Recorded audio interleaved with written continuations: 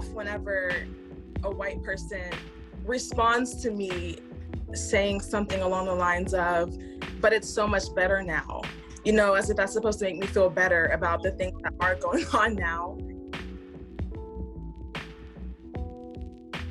There is more of an emphasis and a call to action with representing brown people in a lot of spaces in the beauty industry. I remember a time when I was little, I actually wanted to be white. I remember being like 5 years old and my grandmother braiding my hair, and I was just looking in the mirror and like all my Barbies were white and the shows I liked on TV were white, you know, and there was just so much whiteness, and I feel like that was the only thing being projected as beautiful. As far as media representation, I feel like a lot of progress has been made.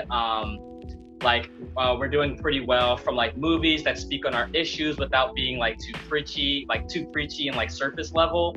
But they're actually, being clever about it and telling our story and the little details that get ignored.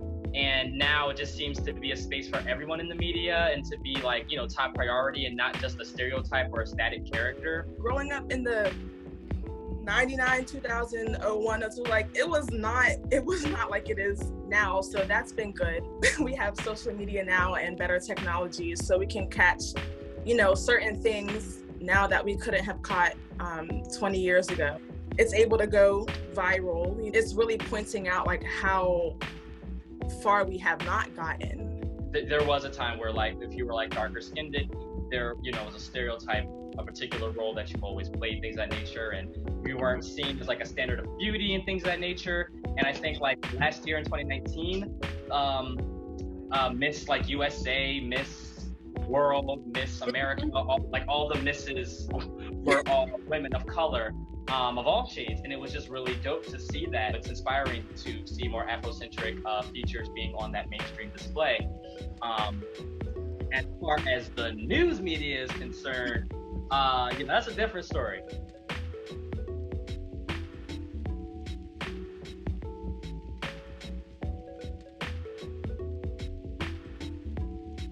We have, I think, as a people, we have made strides to get accepted more and noticed more. So in that way, we're going up or getting more opportunity. Everybody's got a camera studio in their phone. Mm-hmm. We're catching more and more racist acts out there.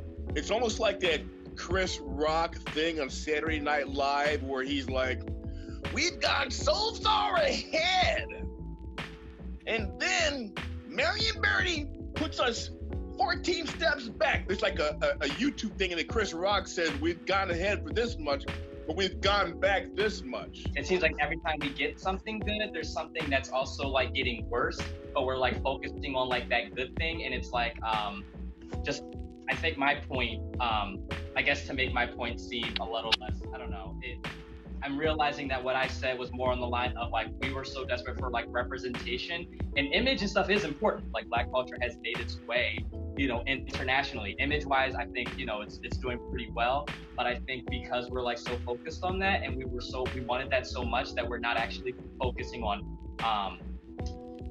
action. Legislation that needs to be impacted and changed to really have a lasting impact for us.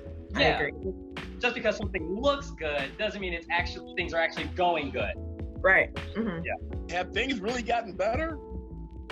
How in this day and age are the guys that are still doing these racist acts against people of color still employed or getting away with it? Yeah. And so, have things really gotten better? I don't know. Part of the benefit of sort of having the devices and the media we have now is that you're not locked into this local view. Right. You can get a broader view, but also at the same time, in some cases, without some of those things being in place, people just don't believe that in 2020, these attitudes and things still exist. Like I see it here. We've seen incidences where cops have planted things on people, or like it's on video and it's still the Not result. It's not enough. Yeah.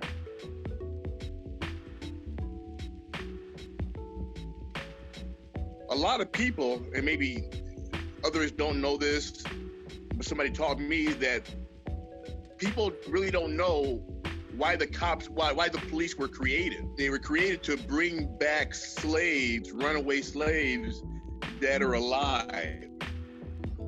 And it wasn't black cops bringing back black slaves. It was white slave owners or white people who hired a certain group of people to bring back the runaway slaves. There might be, or I should say might, there is some of that mentality that has prevailed, been passed down the line. The foundation. To now, yeah. Right, into 2020.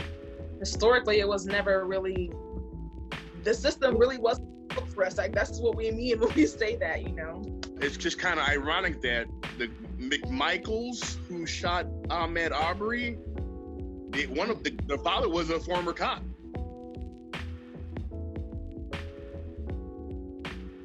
I have a CCW license myself because I just bought my first weapon a couple of weeks ago.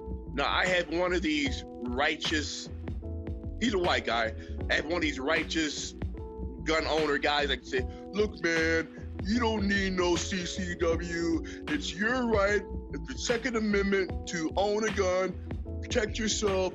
You can walk down the street with a gun. I cannot walk down the street with weapons in my hand on my back, even though it's my right. I said the African American common sense constitution says I should not do that.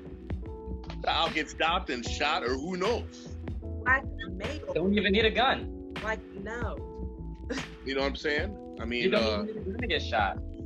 Yeah, I couldn't walk down the street. That's just not, My great-grandmother was born in 1918. She's seen the ugly side of white people and the law. And if someone breaks in my house, I'm calling the police. I have hope, I really hope that it would go well for me if I would ever, be in a situation like that. But I'm like, even now I'm scared to like walk around. I'm not fully scared, I will, but I'm more, weary about like walking around my own neighborhood because I live in a white neighborhood. It's just a whole mess. I don't feel secure in the legal system. I've kind of lost faith in the system's ability and willingness and desire to help me. I think it's a matter of, I don't know what needs, like we said, the foundation of it was that it was built on white supremacy. That's the foundation of the police force itself. It starts at home, and I think it's the culture of not all white America, but I do feel like maybe there's certain conversations being had. If you look back on like even how our country was established, many times when it's established a certain way, it is very hard to completely change the fabric of that said entity, in this case the police force. I'm just gonna guess like most police officers are white males. I've never seen the stats, but I'm just guessing maybe. And